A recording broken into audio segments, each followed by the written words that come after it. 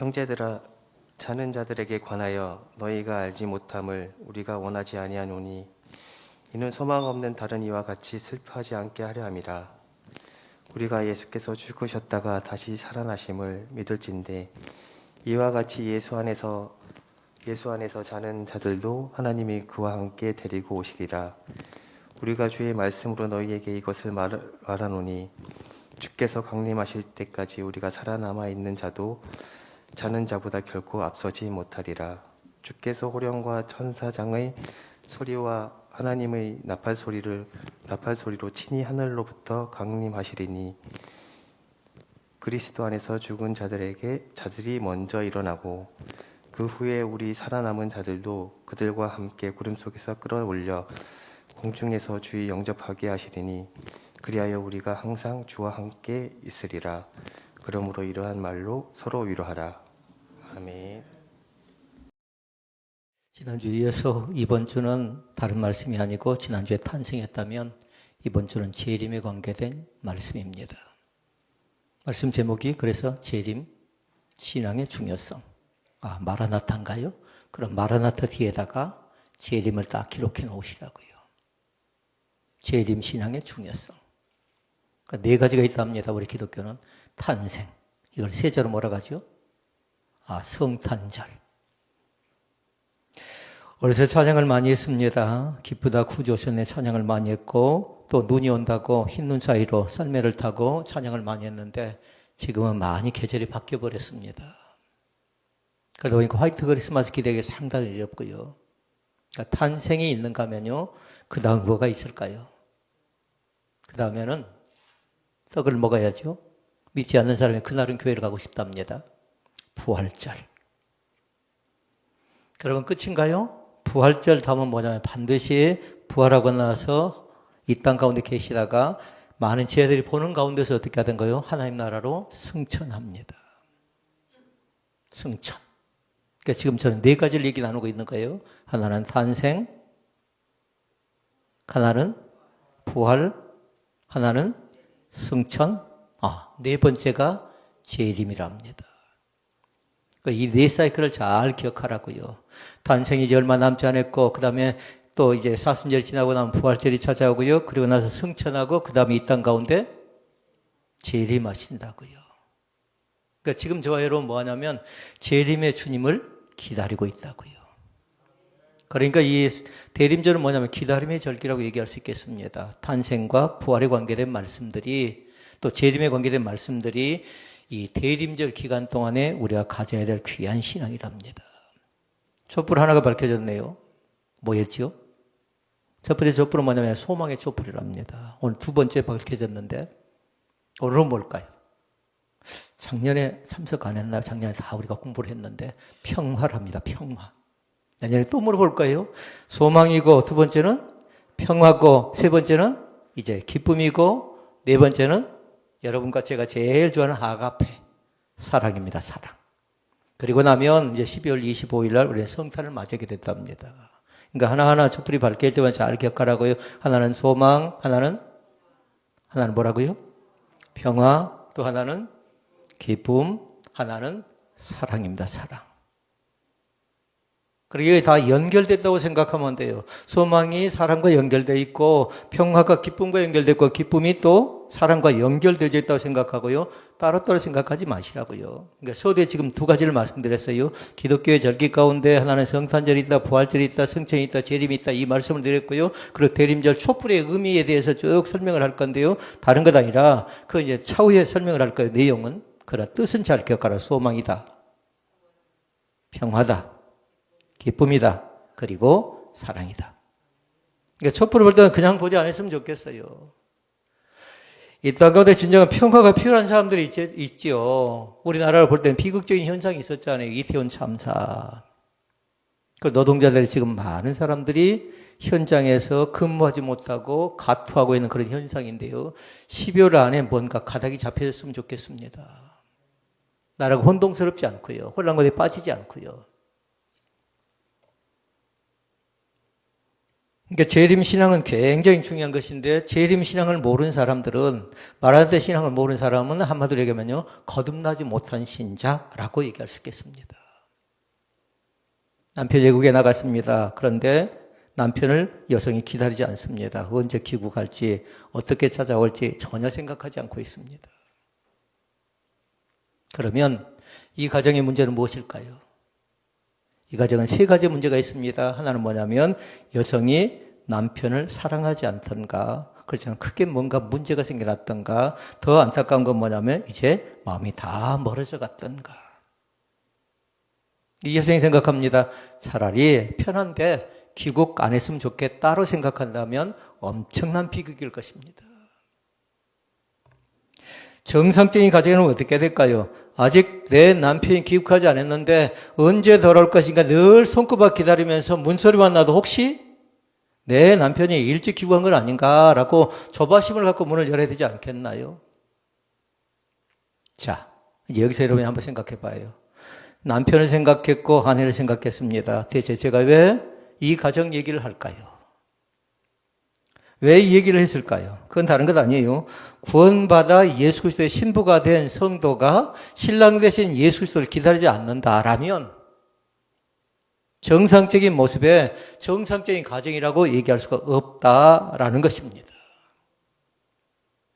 낮에 올는지 밤에 올는지, 그러니까 낮이나 밤이나 늘 그런 찬양이 있었죠. 밤낮으로 사모합니다. 기다립니다. 그게 정상적인 그리스도인이랍니다. 그러니까 재림 소리만 들어도 가슴이 뜨거워지고요. 신바람이 나고 기뻐진대요. 왜 그럴까요? 그 신앙 속에 재림의 신앙이 있기 때문에 그런 줄로 믿습니다. 그래서 제가 부탁합니다. 네 가지의 예수 그리스도의 탄생의 신앙을 꼭 가질 수 있기를 바랍니다. 그 다음에 부활의 신앙을 꼭 갖기를 바라고요. 그 다음에 승천, 그 다음에 재림의 신앙을 꼭 체험할 수 있기를 주의 이름으로 축원을 드립니다. 재림은 너무나 중요합니다. 그러니까 생겨난 것이 뭐냐면요. 시한부. 정말로. 언제, 어느 때 예수님이 재림한다고 하니까 사람들이 거기에 몰리는 겁니다. 이를 팽개쳐버리고. 그리고 그 장소로 가야만 예수님을 만날 수 있대요. 우리 그 전에 본 적 있잖아요. 다미 선교회라고 다가올 미래를 대비하라 해서요. 그리고 아는 사람들은 뭐 했냐면요.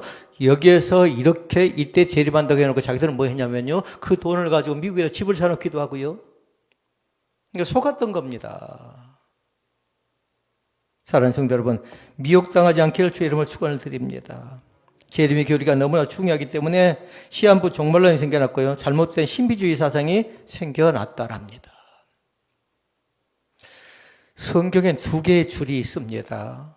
첫 번째 줄은 뭐냐면요. 하나의 줄은 붉은 줄이 있고요. 두 번째 줄은 황금줄이 있답니다. 1번 붉은 줄. 뭘 것 같습니까? 피.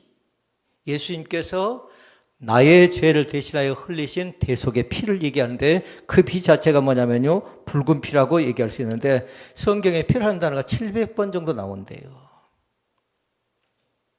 많이 안 나온가요? 많이 나오죠? 그럼 뭐랄까요? 중요하다는 말씀입니다. 붉은 줄. 그 다음에 또 하나는 뭐 있죠? 황금줄이 있습니다. 황금줄. 황금을 생각할 때면 여러분 뭘 생각하냐면요. 다른 걸 생각하지 말고 천국을 생각하는데 예수님의 재림의 교회를 생각하라고요.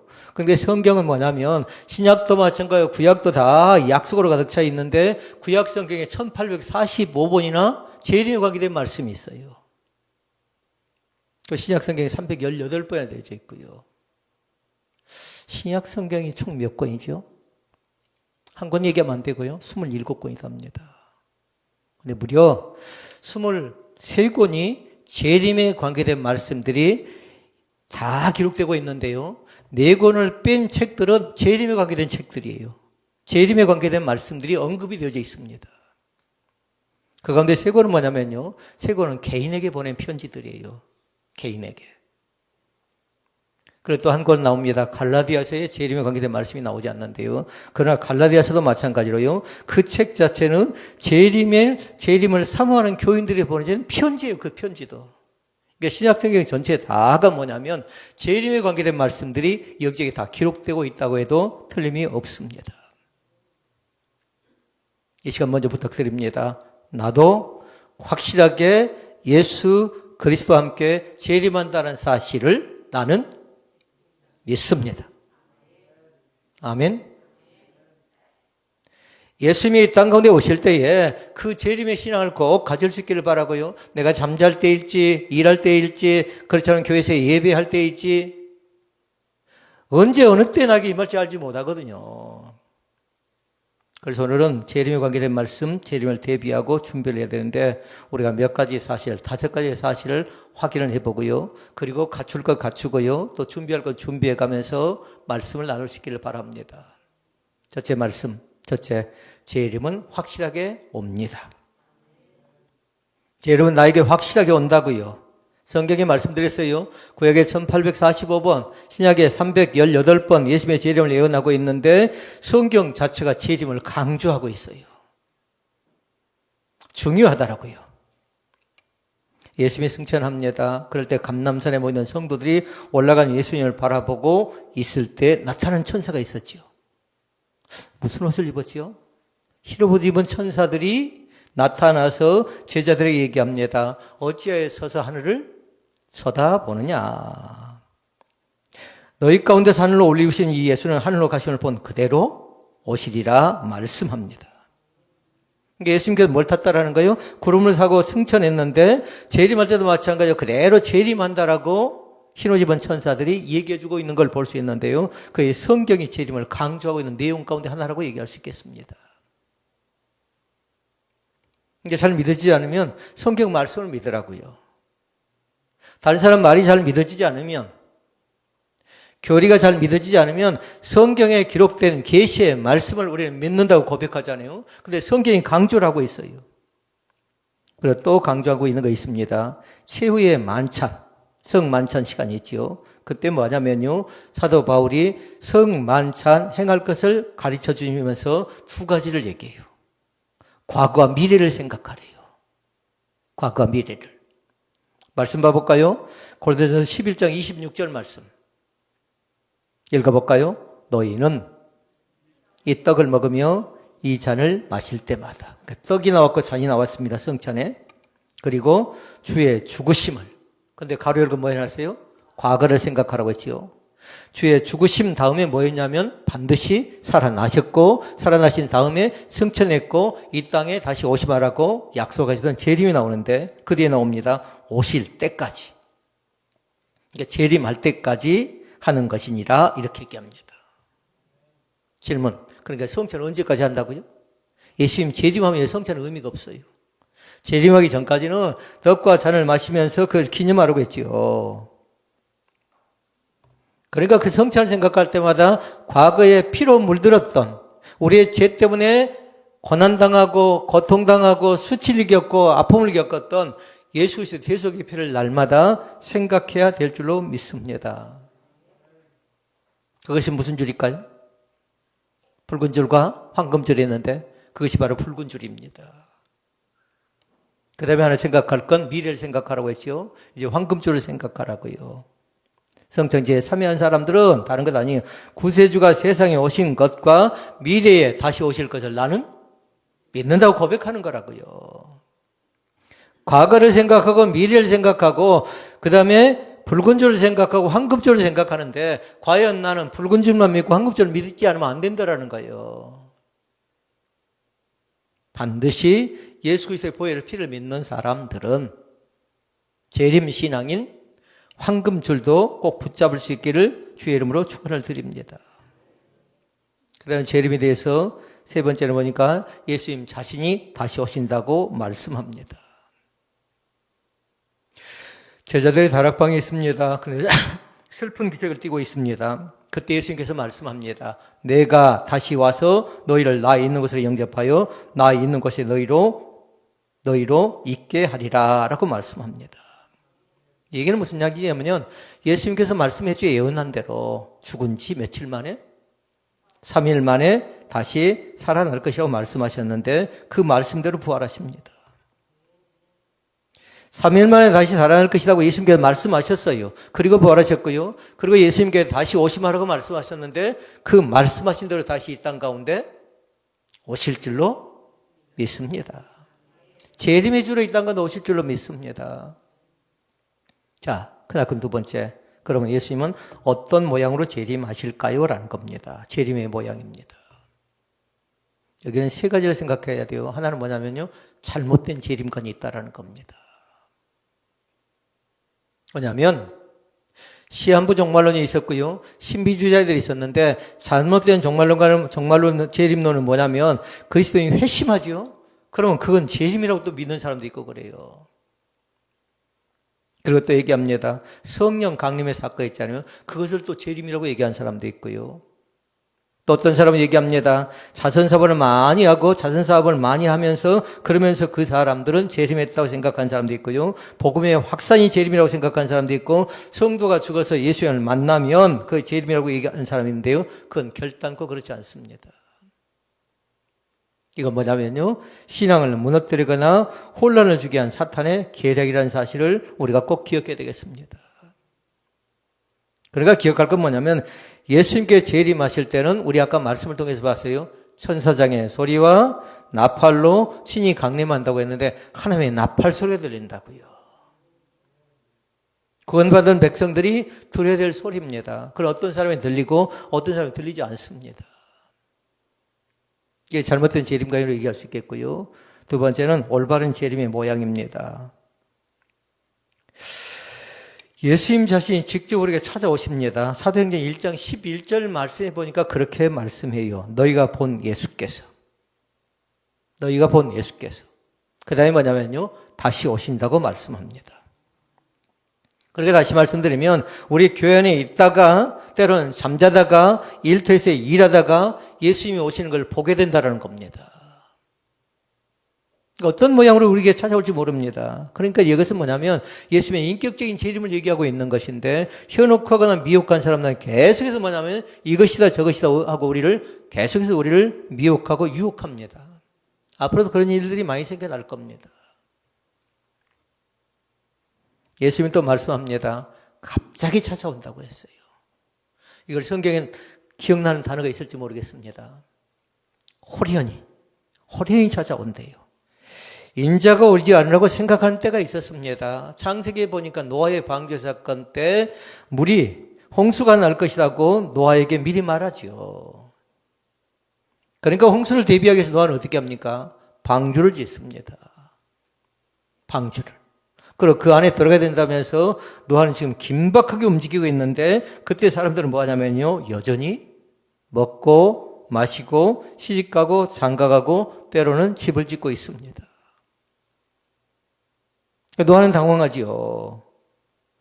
대부분 사람들이 세상 일에 몰두하고 있을 때 갑자기 예수님이 오셔서 우리를 심판한다라는 사실입니다. 그리고 또 한 가지 기억할 것이요. 재림은 두 가지를 잘 기억하라고요. 공중의 주를 영접하고 공중 재림이 있는가 하면요. 지상 재림이 있는데 먼저 나타나는 건 뭐냐면요. 공중 재림이에요. 공중 재림. 그때 그리스도 안에 죽은 자들이 먼저 부활해서 공중의 주를 맞이하게 되고 그 다음에 지상에 살아있는 자들이 살아남아있던 성도들이 호련히 신령한 몸으로 변화되어서 주님을 영접하게 된다라는 것이 오늘 본문에 기록된 데살로니가 전서에 기록된 말씀이었습니다. 그리고 지상에 재림하지요. 지상에 재림하고 나서는 뭐 하냐면 반드시 환란기에 지나야 돼요. 그리고 그의 백성들과 함께 오신다고 말씀했고 이 땅에 오셔서 하시는 뭐냐면 적그리스도 완전히 무찌르게 됩니다. 그리고 그들을 무적영 속에 가두게 될 것이고 그러면서 우리 성도들과 함께 세상을 1000년 동안 다스리게 되는 그런 축복의 자리 가운데 들어가게 될 줄로 믿습니다. 그러니까 잘못된 재림관 갖지 마시고 올바른 재림관을 통해서 우리 신앙에 든든하게 세워져 가야 될 줄로 믿습니다. 언제 어느 때 나에게 찾아올지 모릅니다. 그러니까 사람들 생각할 때 예배할 때 왔으면 좋겠다고 하니까 그 속에 들어가는 겁니다. 그러나 때로는 산업이 현장 가운데서 언제 어느 때 어느 곳에 나에게 임할지 알지 못하니까 항상 깨어서 준비하는 그런 귀한 신앙을 날마다 가질 수 있기를 주의 이름으로 축원을 드립니다. 그러면 셋째, 많은 사람이 궁금해하는 거 있습니다. 어느 때입니까? 재림의 때가 언제랍니까? 언제 오실 겁니까? 낮입니까? 밤입니까? 봄, 여름, 가을, 겨울 가운데 언제입니까? 생각하는데요. 성경은 분명하게 했어요. 뭐라고 말씀하냐면 재림의 때는, 재림의 정확한 시간은 아무도 모른다고 했어요. 아무도 모른다라고. 재림의 날짜를 계산하는 사람들이 있지요. 근본적으로 잘못된 것입니다. 재림의 시간을 결정하거나 아무도 갖고 있지 않고 오직 하나님, 우리 아버지만 아신다는 사실을 믿습니다. 사도행전 1장 7절에 말합니다. 때와 기한은 뭐라고 하죠? 아버지께서 자기 권한에 두셨대요. 재림의 때는 누구에게? 우리 사람에게 있지 않다는 겁니다. 그러면서 말합니다. 너희의 알바하니래요. 다만 우리는 깨어서 기도하고 준비하고 충성하고 있다 보면 맞이할 수 있는데, 그러지 못하면, 등도 준비하지 못하고 기름을 준비하지 못하면 나중에 크게 탄식할 때가 온다라는 것입니다. 마가복음 13장 32절 말씀입니다. 거기도 똑같이 나옵니다. 읽어볼까요? 그날과 그때는 아무도 모르나니 하늘에 있는 전사들도 아들도 모르고 아버지만 안다라고 말씀합니다. 기억할 수 있길 바랍니다. 문제는 곧 오실 것 같이 항상 맞이할 준비를 하라는 겁니다. 항상 맞이할 준비를. 우리 대역전사들 가운데 아직 게임에 출전하지 못한 사람들이 있었습니다. 그런데 뭐냐면요, 출전하지 못한 사람들도 뭐하거든요, 한 팀이 되어져서요, 언제든지 출전할 준비를 하고 있었습니다. 언제든지요. 마찬가지로 우리 성도들도 예수님이 지금 오시지 않는다고 해서, 지금 재림하지 않는다고 해서 방심하거나 소홀하거나 태만하거나 또 우리 자신들이 건방 떤다거나 그렇게 되면 나중에 큰 낭패를 볼 가능성이 있습니다. 항상 준비하도록 하십시다. 그런데 반드시 뭐냐면 재림은 징조가 나타난다고 했어요. 깨어서 기도한 사람들은 재림의 시기구나, 재림이 임박했구나, 그걸 알 수 있는데 징조를 우리 가운데 보여주는데 마태복음 24장 말씀을 여러분이 시간을 내서 잘 읽어볼 수 있기를 바랍니다. 예수님께서 말씀합니다. 천기는 분별할 줄 알면 시대는 징조는 왜 분별치 못하냐고 말씀하셨고요. 마태복음 25장에 보니까 처처의 전쟁과 전쟁의 소문이 있겠고 큰 지진과 기근이 있으라고 말씀하면서 큰 환란이 있으리니 역사 이래로 그런 큰 환란이 없을 거라고 얘기하면서 마태복음 24장 9절에 얘기합니다. 읽어볼까요? 그때에 사람들이 너희를 환란에 넘겨주겠으며 너희를 죽이리니. 그러니까 환란이 있겠고 죽인다는 건 뭘까요? 순교자입니다. 순교자.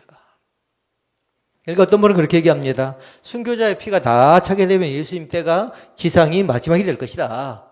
그리고 예수님이 그때 재림할 것이다. 그 얘기한 사람도 있습니다.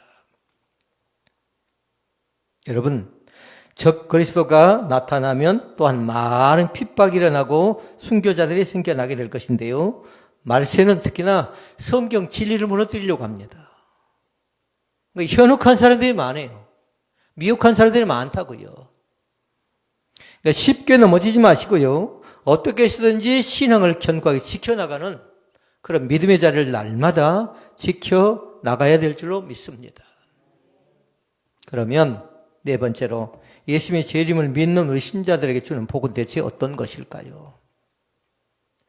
왜 우리에게 재림의 주를 맞이하라고 하고 그때 예수님께서는 그 환난 때에 그 고난의 때에 과연 나를 어떻게 지켜주는가? 네 가지의 말씀이 있는데요. 환난 때 반드시 필요한 건 뭐냐면요, 보호하심입니다. 이스라엘 백성들을 광야 땅에서 인도할 때 마찬가지였습니다. 광야 땅에서 하나님께서 함께 할 때는 뭐냐면 인도가 있었고 보호가 있었고 하나는 공급하심이 있었습니다. 그런데 환난 때는 반드시 이스라엘 백성들 두 번째로 보호했던 것처럼 우리 사랑하는 성도들도 보호해 준다는 사실을 믿습니다. 그때 하나님의 말씀에 순종하지요. 그러면 들림받거나 또 하나님께서 특별하게 보호해 준다는 사실입니다. 그 다음에 또 나옵니다. 호련히 변화된답니다. 호련히 변화된다. 지상 재림할 때 얘기하는 겁니다. 구원자의 부활과 더불어 살아남아있는 자가 신령과 진정으로 변화되어서 주님을 맞이하게 될 줄로 믿습니다. 세 번째가 중요한 사건인데요. 앞서 간 가족들이 있습니다. 먼저 간 살아가는 가족들이 있습니다. 먼저 간 살아가는 가족들과 함께 재결합하게 되는 상봉하게 되는 기적을 그때 가서 비로소 맞이하게 됩니다. 여러분 어쨌나요? 죽음 앞에서 살아가는 자식이 먼저 하나님 나라를 때 얼마나 슬펐나요? 자식이 옷만 봐도, 자식이 앉았던 의자만 봐도, 침대만 봐도, 또 책상만 봐도 얼마나 가슴이 미어졌을까요? 그런데 반갑게 재결합하는 때가 오는데 그때가 바로 재림의 때라는 사실입니다. 그래서 특히나 슬픔 속에 있는 사람들이 재림을 많이 기다리는 거지요. 바람만 심하게 불어도, 하늘만 조금 이상해도 혹시 우리 주님이 저렇게 재림하지 않을까라고 생각하면서 재림의 주를 맞이하고 있는 겁니다. 그래서 대림절 첫 번째는 무슨 주간이었어요? 그래서 소망한 겁니다. 소망. 그러나 평화를 줄 것이고, 그러나 우리 가운데 기쁨을 줄 것이고, 그리고 우리 가운데 사랑을 줄 줄로 믿습니다. 그리고 사랑하는 주님을 직접 만나게 되는 체험을 하게 됩니다. 이렇던 가족을 만난 것도 얼마나 중요한가요? 그런데 꿈에도 그러던 주님의 얼굴을 직접 대면하게 될 때에 그의 발 앞에 엎드려서 주님의 십자가의 고난과 죽으심을 같이 맞이하게 될 때에, 바라보게 될 때에 얼마나 감사하게 된가요? 그러니까 주님을 맞이하게 되는 겁니다. 그러니까 우리 찬양하지요. 주님, 이 땅 가운데 오시옵소서. 우리의 가정 가운데 오시옵소서. 우리의 삶의 현장 가운데 오시옵소서 얘기하는데, 바로 그때 주님께서 오셔서 뭐 하냐면요, 나와 만나서 이 땅 가운데 오셔서 이 세상을 통치하고 다스리게 된다는 사실을 믿습니다. 우리 사랑하는 믿음의 식구들이, 우리 신혼 베델교회 공동체가, 또 라이브 예배를 드리는 모든 믿음의 사람들이 재림 신앙을 든든하게 가져갈 수 있기를 바랍니다. 다시 탄생, 그리고 부활, 그리고 승천, 그리고 재림입니다. 마지막 다섯 번째. 그럼 재림을 어떻게 준비해야 할까요? 재림을 어떻게 예비해야 될까요? 반드시 준비된 자가 쓰임받고 준비된 자가 상급 가운데 준비된 자가 은혜 받을 수 있는데, 오늘도 마찬가지인 것처럼요, 예수의 재림 때도 마찬가지로 준비한 사람들이 주님을 만날 수 있습니다. 제일 중요한 건 뭐냐면요, 깨어있으래요. 깨어있으래요. 언제일지 모르니까. 마태복음 24장 24절에 그렇게 얘기합니다. 그러므로 뭐라고 하죠? 깨어있으라. 어느 날에 너희 주가 임할는지 너희가 알지 못함이니라. 아멘. 그러니까 손과 눈을 잘 보라고요. 손은 주님의 일을 하는데 바빴으면 좋겠습니다. 뭐 자다 바쁘십니까? 먹고 사는데 얼마나 바쁜가요? 그런데 뭐냐면요, 주님의 일을 하는데도 손이 바빴으면 쓰겠고요, 눈은 어찌해야 될까요? 항상 주님이 하신 일에 대해서 관심을 가질 수 있기를 바랍니다. 그리고 우리가 생각해야 되겠어요. 깨어있는 방법 중에 가장 중요한 것이 뭔가? 뭘까요? 제일 중요한 건 뭐냐면요, 기도로 깨어있는 겁니다. 기도로. 잠잘 때도 마찬가지입니다. 하나님, 내가 지금 이 시간에 잠자는데, 그러면서 기도하면서 잠드는 겁니다. 내가 5시간 잡니다. 8시간 잡니다. 10시간 잡니다. 그러나 1시간을 잘지라도 단잠 자게 하시고. 모르겠어요. 우리 사는 성도들 가운데 숙면, 깊은 잠을 자지 못해서 지금도 힘들어하는 사람이 있을지 모르겠습니다. 저렇게 말씀합니다. 사랑하는 자에게 뭘 줬지요? 잠을 주시는도다. 하나님이 반드시 나에게 깊은 숙면을 허락해 줄 줄로 믿습니다. 환경이 여의치 못하기 때문에 어떤 사람은 5시간밖에 자지 못합니다. 그러나 작게 잤다 생각하지 말고요, 5시간도 하나님이 나에게 주셔서 감사합니다라고 그렇게 고백할 수 있기를 바랍니다. 귀한 것입니다. 깨어있는다라는 것이요. 그 다음에 두 번째가 있습니다. 부지런하래요. 말씀이 나옵니다. 고린도전서 1장 7절 말씀, 너희가 모든 은사에 부족함이 없이 우리 주 예수 그리스도의 나타내심을 기다리라 말씀한대요. 종말이 가까웠다고 게을러서는 안 된대요. 아무것도 하지 않고 그냥 기다려서는 안 된대요. 내가 하고 있는 현장 가운데 그대로 하다 보면요, 그날이 그 시가 언제일지 모르니까 그렇게 영접하는 겁니다. 그렇게 맞이하는 겁니다. 그러니까 부지런히 있다 보면 부지런히 일하면서 맞이하는 그 감격과 기쁨이 우리 가운데 있어야 될 줄로 믿습니다. 깨어있고 부지런하고. 그 다음에 또 하나 나옵니다. 맡은 자들에게 구할 것은 충성해야 된대요. 군인들이 인사할 때 어떻게 하던가요? 충성하지요. 내가 맡겨진 일을 낮에도 밤에도 잘 지켜나가겠습니다 하고 충성하는데요. 그건 뭐냐면 조심해야 될 것이 있대요. 환난 때에, 연단 때에, 시련 때에 나타나는 건 두 가지가 나타나요. 하나는 뭐냐면 변절자가 나타난답니다. 변절자. 또 한 가지가 있는데요. 배도자가 나타납니다. 이건 다른 말로 얘기하면 뭐냐면요. 예수를 믿다가 떠나버린 사람들 얘기하는 겁니다. 배반하고 배신하고. 그러니까 교회를 다니다가 다른 교회로 옮겨간 사람들은 괜찮아요. 신앙생활 또 하니까. 그러나 신앙을 떠나서 사는 사람들이 있으면 굉장히 안타깝습니다. 다른 성도 여러분, 말씀을 정리합니다. 지금 우리는 대림절 몇째 주일이죠? 둘째 주일을 맞이하고 있는데 평화의 왕으로 오신 예수님을 기다리고 있습니다. 그 기다림이 결단코 헛되지 않을 것인데요. 그 기다림은 우리 가운데 이 땅 가운데 다시 오심하라고 말씀하신 재림의 주로 이 땅 가운데 오셔서 우리 가운데 흘리는 눈물을 닦아주실 뿐만 아니라 우리를 통해서 하나님의 큰 영광을 받으실 줄로 믿습니다. 이번 한 주간 동안도 평화스러운 또 주님을 맞이하는 그 감사와 감격이 날마다 우리에게 있어야 될 줄로 믿습니다.